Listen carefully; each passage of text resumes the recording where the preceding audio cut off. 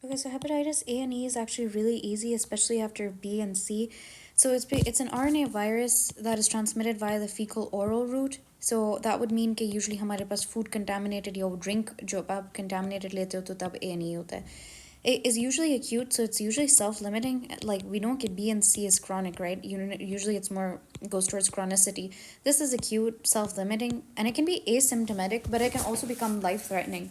And hepatitis E in particular can progress to chronic hepatitis. तो जो E है वो chronic hepatitis में होता है. A बेचारा थोड़ा सा useless सा होता है. हमने पता है कि ये हमारे पास किस में हो सकता है फिलामेंट हेपाटिक फेलियर हो सकता है जिसकी मैं कई दफ़ा बता चुकी हूँ कि हेपाटिक इंसेफेलोपैथी के जो साइंस होते हैं एस्टेरेक्सिस और एस्टेरेक्सिस के साथ साथ हमारे पास मेंटल स्टेटस ऑल्टर्ड होता है उसके अलावा कोआगुलोपैथी हो जाती है बिकॉज हेपाटिक फेलियर होता है जिसमें INR हमारे पास 1.5 से ज़्यादा है रिमेंबर ये होना चाहिए 0.8 से 1.2 AST ALT रेज्ड हो जाता है so this is above 50 and then bilirubin भी हमारे पास ज़्यादा हो जाता है इसमें हमें ट्रांसप्लांटेशन की ज़रूरत पड़ती है तो दिस इज़ अगर अनस्टेबल पेशेंट है और इसमें हम सब वही वाले काम करेंगे जो हम हमेशा करते हैं Now the next thing to consider is the history and physical examination. उसमें भी वही सब हैं so they're kind of vague symptoms, malaise, loss of appetite, nausea, vomiting, right upper quadrant pain. लेकिन इसमें जो different चीज़ें हैं हमें याद है B और C में हमने एक चीज़ पढ़ी थी कि अगर हमारे पास sexual contact अगर है blood के साथ कोई टैटू वगैरह किसी ने किया है अनहाइजीनिक अगर वो हो या फिर पेरीनेटल भी हमारे पास ट्रांसमिशन होती थी but this is through the faecal oral route तो दिस इज़ कंटामिनेटेड फूड और वाटर और travel to such in areas under developed areas direct contact with an infected person. So this should be developing areas actually, not developed areas. Direct contact with an infected person. तो इसमें भी वही सब मैंने जो बातें बताई हैं ALT, AST, bilirubin, INR raised होगा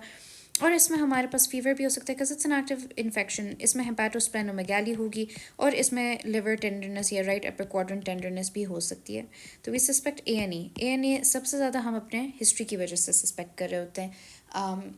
कंटामिनेटेड वाटर ड्रिंक की वजह से इसमें हम दो काम करेंगे हम PCR करेंगे जिसमें हम रिवर्स ट्रांसक्रिप्टेज होता है जो कि हमें RNA का बता देता है कि जो वायरल RNA है वो प्रेजेंट है या नहीं और जो दूसरा काम हम करेंगे वो ये है कि हम IgM एंटीबॉडीज़ देख लेंगे hepatitis A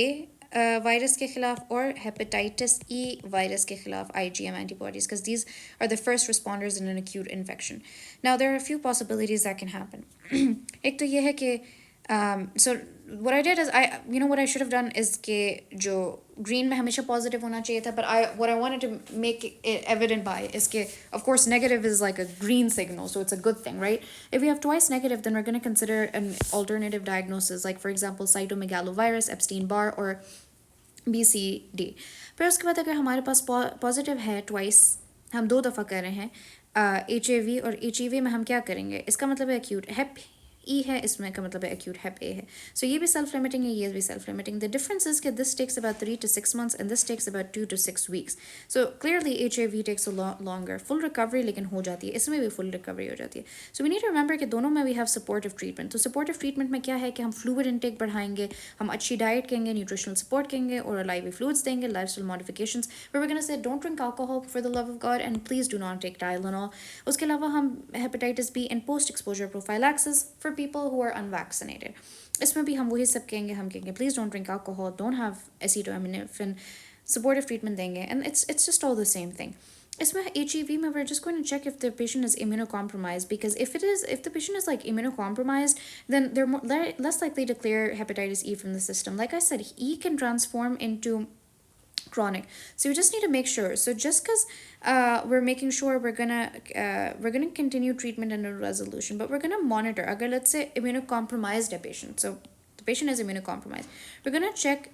the PCR after 6 months we're gonna repeat it if it's clear yeah negative aa gaya hai to no further treatment if it's positive so it's really bad news because now we have chronic hepatitis E which can transform into cirrhosis so we decrease the dose of immunosuppression ठीक है and will clear hepatitis E virus अगर for example immunocompromised status है immunosuppressants अगर ले रहा है तो उसकी डोज कम कर देंगे ताकि बॉडी क्लियर कर सके और हम दे देंगे ribavirin and we will have like labs to monitor liver function